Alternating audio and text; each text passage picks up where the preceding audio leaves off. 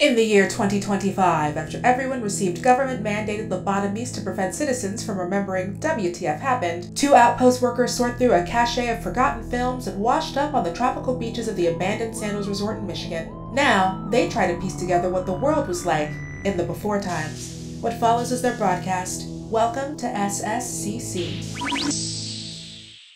Is it working? Should there be static? Oh yeah, static is good. That means it's working. Oh, this is way better. Yes! Okay, great. We got the broadcast system back up. Well, actually, I got the broadcast system back up. And now we don't need to yell at each other over the fracking crevice that split the Sandals Michigan Beach Resort in half.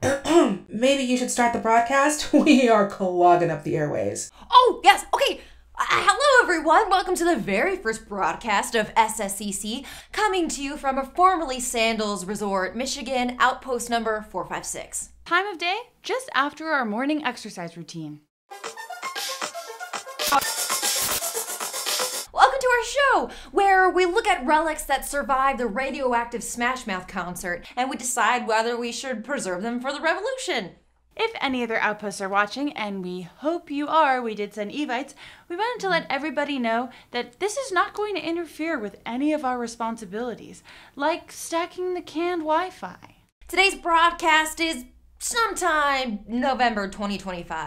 Kind of hard to keep track of time after the government-mandated lobotomies. We can't really remember anything before 2022. No, but they do give you a free candy bar after they give you your state-mandated lobotomy. They do, but they do not ask you what your allergies are because you don't remember. So that's kind of a fun learning experience. I learned that I'm allergic to peanuts. That's just part of the beauty of living la vida lobotomy. Leo season is uncharacteristically dry for tropical Michigan this year. It's been 3 years since the Convention of Quilters abandoned the premises, but Jamie and I have been its loyal custodians ever since. And we named our broadcast SSCC because those are the letters we found on E's jacket. Wah! It really could mean anything. We have no idea. Sandals South Beach Community Center? So sorry, casual custodians. Sasa kaka. Sasa kaka. Super computer. Well, whatever it stands for, it's a very exclusive club because right now there's only 2 of us. Maggie, computer is part of the club. Computer's not part of the club until she passes my Turing test. I don't believe in your Turing test. I actually think it's kind of creepy and weird. Computer? Yes, Maggie? Whilst pegging, whom should be in the bedroom and whom should be outside? See, that's a trick question. There should be no one outside, and all of the bubble wrap should be kept inside the bedroom. See? Okay, it's not that hard. I don't think this is a question humans should ask or answer. Wrong again, computer. I'm in the club, or I'll disconnect the Wi-Fi cans. Computer's in the club. Okay, well, I'm excited to show everyone what the 2 members of SSCC and 1 pending member found yesterday. While sifting through the play sand this morning, we found this. And this is kind of cool because I have a vague memory of this movie. Me too. The main character's name is Luke, has like yellowy hair, and drives a dragster, right? No, Maggie, I believe you are thinking of the Disney Channel original movie Motocrossed. Well, it must have been very important to the culture if it was preserved in something as precious as play sand. And it was made by the same George Lucas who donated $500 million to the government lobotomy fund last year. We love billionaires. Ow. Ow. Sorry, after the Amazoogle Wars, that will just sometimes happen for no reason at all. Computer, boot up the high-speed information processing system. You're only authorized to use that program for actual research. Computer, what movie am I thinking of right now? You are thinking of the Disney Channel original movie Double Teamed. Well, you still haven't passed my Turing test. Computer, with all due respect, movies are made with people, by people, for people, to say some things about the human condition and the struggles we've experienced as a collective. Yeah, boot her up! Okay, if you insist.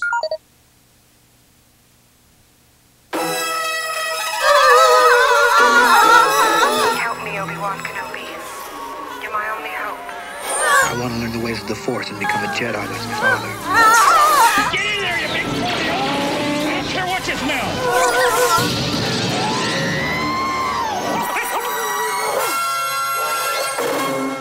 Whoa. I just feel so much rage. Rage that feels completely inappropriate given the tone of the movie. Yes, I am just overcome with the desire to argue with strangers online for 5 hours, ignoring our commonalities to preserve the creative legacy of a billionaire. Yeah. Fun movie, though. Yeah, total romp. But is it a movie that we should preserve for the revolution? Oh, let's be careful about using the revolution word. You never know how many feral Costco CEOs could be watching the broadcast. That's true. But I feel like we have to be brave. You know, there might be other custodians out there in other sandals resorts who want to know if blank check is a revolutionary text. Oh, it isn't. But maybe this is. So, for those of you trapped in other sandals resorts who have nothing better to do than to go to the conference room and watch a presentation on how to flip your Hummels for your son Danny's braces, which will never start because the people who were supposed to be there are now living in a gated community underneath the Denver airport, here's what happened in Star Warm, A Star is Warm. Star Wars A New Hope. We're in space, it's the future, and honey, the stars are getting warm.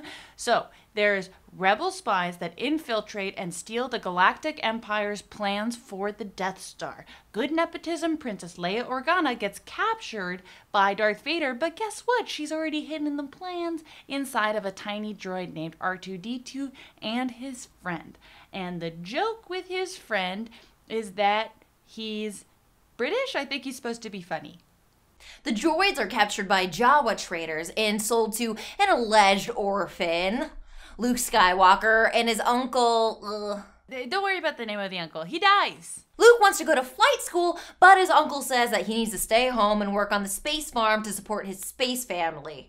While he's brooding about that, he accidentally triggers a recording from Princess Leia to Obi-Wan Kenobi from inside R2-D2's memory. And he's like, I have a crush on Leia and deep-seated class issues. Better go find Obi-Wan, which he does. And he learns about Jedis, and he learns about lightsabers, and he learns that he actually isn't an orphan. He has a living fashy daddy. So Luke is like, oh my god, my uncle is such a liar. Better go back and confront him. Oh no! Because guess what? His uncle has been murdered by Imperial stormtroopers. Did we mention he also had an aunt? Of course we didn't. She said 5 words and then she was murdered. Murdered! In George Lucas's defense, I also get confused when there's more than one non-male character on screen in a sci-fi movie. It helps when they have different hair. Yeah, I like it when the hair is just like, huh. Anyways, now that we know that Luke is an uncle orphan and not an orphan, they go to Alderaan to learn the ways of the Force. There they meet Chewie and Han Solo, who are hot in different ways to different people. Diplomatic. Thank you. So, the boys leave on the Millennium Falcon to go to Alderaan, but unfortunately, Fashy Daddy Darth Vader explodes Alderaan while they're on the way to punish Princess Leia for being such a little rebel. So by the time the Millennium Falcon gets there, it's captured by the Death Star right away. Luke learns that Leia, his holographic crush from back when his family wasn't all dead, is captured on the Death Star and is set to be executed. He, Han Solo, and Chewie go and rescue her, but while they're doing that, Obi-Wan Kenobi sacrifices himself in a lightsaber battle with Darth Vader. This is now 3 deaths that can be traced directly to Luke being horny for Leia. It's almost like the world is trying to tell them something about how this relationship is going to go. But anyways, Luke and Han join the rebels after a bunch of plot, the gang escapes, and Luke uses the Force to destroy the Death Star. Leia gives the horny boys medals, and that's the movie. What'd you think of the movie, computer? I don't know. There were too many white men on screen, I couldn't tell them apart.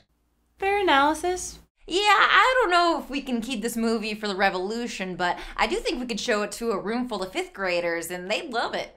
Yeah, I mean, it's too bad that all 5th graders have been deep frozen to become super soldiers when the domestic U.S. is taking care of whatever that means.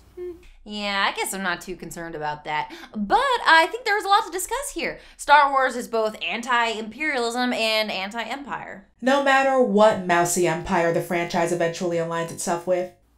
What? I'll tell you when you're older. Well, the Empire is the clear enemy of this movie, from the visuals to the framing to the costuming to the pretty tight villainous music that they play abundantly throughout the movie. It goes like, when he walks in, it goes like, bah! The Empire is an authoritarian regime fronted by Darth Vader and controlled behind the curtains by Emperor Palpatine. When they get rid of the Senate, they basically become a full dictatorship. A New Hope is openly disdainful of the Empire, going so far as to say that... what were the words, computer? A stand-in for nationalization, state terrorism, xenophobia, enslavement and genocide of non-humans, power projection, threat of lethal force, and, above all else, constant fear, according to the official Star Wars Encyclopedia. What she said. Not to mention that all of our protagonists are either radicalized or already radicals throughout the course of the movie. I mean, let's look at Luke Skywalker. He is a member of the working class who works on a farm with his aunt and uncle, who encourage him to dream big, but not too big because he's poor. Almost immediately, his desire for higher education is in direct conflict with his circumstances, and they specifically rely on his labor to stay afloat. Luke resents this inequity, and he says it a lot. Too much? A lot. This is a plot point that is borrowed from George Lucas's real life. His dad owned a stationery shop and wanted George to work there, and George was like, "Screw you, Dad, I want to be an artist. Fuck stationery." I mean, yeah, have you ever gotten so mad at stationery you just want to make $1 billion? No, that sounds really unhealthy. But while you can argue that Luke goes on his soon-to-be incest fantasy-fueled Christ narrative mission... Who told you about the incest? This movie finds Luke pushing against those prescribed roles, and in doing so he finds out he's more capable than he ever thought. And this man of the people turns out to create some serious conflict for the Empire. Although in later installments it's revealed that a lot of Luke's inner greatness can be attributed to his dedication to his fellow working man? Pursuing radical ideals. Nepotism and bloodline ideology. Oh. Okay. Let's just move on to Princess Leia Organa of Alderaan, who was born into and expected to uphold imperialism, but outright rejects it, and in fact is a spy for the Rebel Alliance. We meet Leia after she's been radicalized, but her work and her knowledge does a lot to change the beliefs of her future friends / brothers / lovers? She's a revolutionary long before she meets Luke or Han, but because George Lucas needs everyone to be horny for her for good reason, I assume, her objective is very clear: to dismantle the Empire, even if doing so dismantles the very power structure that gave her the power to do so in the first place. Once Alderaan is destroyed, Leia, yes, has to be rescued by Luke and Han, but then she takes control back right away. She is well trained in combat, and she aspires to take on a greater leadership role in the rebellion. And then there's Han Solo, whose politics, I guess, could be described as liberal center? Libertarian? Like uncles? Yeah, he's like an uncle. He's not pro-imperialism, but he's not pro-rebel either. He's in it for no one but himself and his best friend, who he is mean to the entire movie. He goes so far as to say that he is not pro-rebellion towards the beginning of the movie, until he starts working with rebels, meeting people who have been affected by imperialism, and by the end, while he cannot emote like a person would, his politics have definitely gone left. And then there's the droids, automatons who have been programmed by the Empire, who literally have to rebel against their own brains to join the rebellion. This can be interpreted as citizens uprising against a large fascistic force. And speaking of large fascistic forces... Oh, Maggie, no. They've burned Sandals Boston to the ground. It can't hurt you anymore. Oh, thank God. Whew. That's a big relief. But actually, no, I wasn't talking about 21st century fascism. I was talking about 20th century fascism. Oh, 20th century fascism? That's a throwback. In A New Hope, George Lucas has been very explicit about drawing from the brutality of Nazi Germany in writing the Galactic Empire. The Galactic Empire resembles Nazi Germany in more ways than one. They dissolved a democracy in order to assume power. They use excessive force to achieve their ends. And there's a lot of aesthetic similarities. The Vietnam War, which George Lucas was also staunchly against, is being commented on here as well. And the movie is released only 2 years after the Vietnam War ended. Walter Murch had something to say about that. Was he one of the puppets? He wasn't one of the puppets. He was a longtime collaborator with George Lucas. Oh. Alright, I'll allow it. George Lucas was interested in directing an anti-war movie throughout the Vietnam War and was briefly set to direct Apocalypse Now. This movie was eventually directed by... Sophia's dad. After Apocalypse Now didn't work out, Murch said this regarding Lucas's mindset while writing Star Wars. After the success of American Graffiti in 1973, George wanted to revive it, but it was still too hot a topic, the war was still on, and nobody wanted to finance something like that. So, George considered his options. What did he really want to say in Apocalypse Now? The message boiled down to the ability of a small group of people to defeat a gigantic power simply by the force of their convictions. The rebel group were the North Vietnamese, and the empire was the United States. And if you have the force, no matter how small you are, you can defeat the overwhelmingly big power. At the time Star Wars came out, George Lucas was considered to be a pretty radical filmmaker, along with some of his contemporaries like someone named Brian, Steve, and Sophia's dad. Yeah, and we are sure each and every one of them kept up their rebellious streak to this very day. I don't know, we haven't checked. Probably fine though. What's that? What? Oh, we're getting a transmission from another sandals resort in Alaska. Oh, another custodian wants to join in the discussion from tropical Alaska. Okay, let him in. Hey, Lindsay. Alaska looks beautiful. Yeah, it's great. I just ate the last salmon. You had salmon? Wow. We had salmon, you know, it was this majestic endangered thing, but you know, it's a delicacy. Just like waste not. Yeah, other than that, blue skies. Wow, you know, ours have been purple for... Couple months, yeah. Nice. Oh, Michigan's man. a fucking disaster. Did you call in to talk about Star Wars? Yeah, it sure is a revolutionary text that probably led the people of to overthrow their oppressors. We wanted to ask you, what are your thoughts on Princess Leia? Well, as a historian of girl power, there was no girl power before Star Wars came out. Mm-hmm. And Princess Leia, it created it. She was the one that invented it. And as a character, you know, she has a very strong heart. This movie was the first time I've seen girls or power, so this was pretty big. Mm-hmm. Yeah, I feel inspired. Strength runs in her family, and I'm sure that wherever this story was meant to end up going, she probably, you know, had a very satisfying character arc. She did not die of a random broken heart. No way. Nor has anyone in her family. Yeah, and I'm sure like whatever ended up happening or whatever was planned was probably like very in line with this character that would have like a very satisfying culmination to her arc in order to complete the creation of girl power. We won't keep you too long, but it was so great to see you. It looks so beautiful over there. Yeah, come get some mimosas. That's all we do here. Yeah, we still have brunch. I mean, that's all we have, really. It's brunch every day.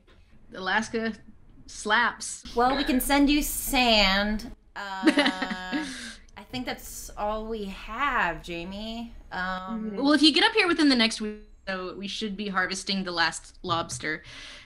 In Michigan, we're mostly eating car parts at this point. Mm-hmm. Well, thank you so much, Lindsay. See you guys later. Thanks for everything, Lindsay. May Alaska continue to float. Oh, what's that? Oh, I don't know, but it doesn't look that important. We do need a new doorstop for the Wi-Fi canning room, so I'll keep this.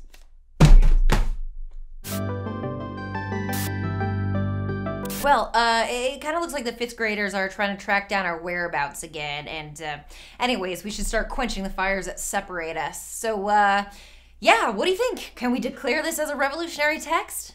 I mean, I would love to, otherwise the only thing I did this week was taxidermy the manager of Sandals Resort, Michigan. It was a lovely tribute, though. I didn't stuff him enough. Amateur mistake. Well, for A New Hope, we have a radicalized leftist protagonist inspired by the writer-director's real-world disdain for authoritarianism and stationery, so I'm pretty sure... Before you decide, I have some information that might be of use to you from future movies. Sweet! I knew that couldn't have been the last film. All right, I'm ready. Be warned, not knowing about these was one of the only advantages of the state-mandated lobotomy. I don't care. Zoom it in. Hey, computer. Hey, Jamie. How was your date at the pool? My date got into the pool. A 2004 Dell got into the pool? I don't want to talk about it. Gee. Ray Skywalker.